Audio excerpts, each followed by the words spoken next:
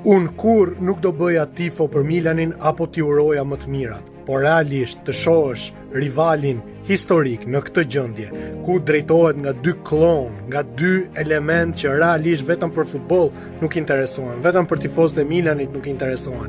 Të shohësh ekipin rival historik të Interit nuk bën më as sens, nuk ka më as lezet rivalitetin ndërmjet dy ekipeve. Realisht qëndrojnë gjithë ato sfoto apo tallje me disë tifozëve në kontekstin sportiv.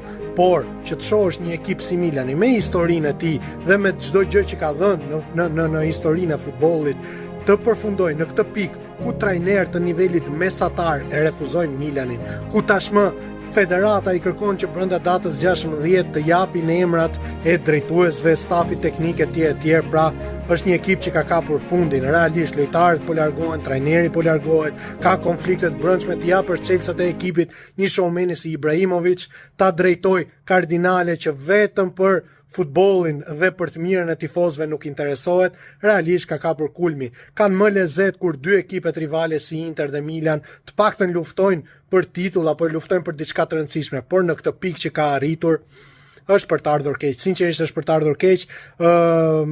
Ekipi Milanos domethënë është realisht shumë keq. Dhe këtë e them si një rival historik i Milanit, si një tifoz i Interit, them të vërtetën, është turp që Milani është në këtë gjendje, është ka arritur pika që gjithë mund të dërgojnë një CV sepse mund të kapin një vend pune. Kështu që nuk është mirë situata.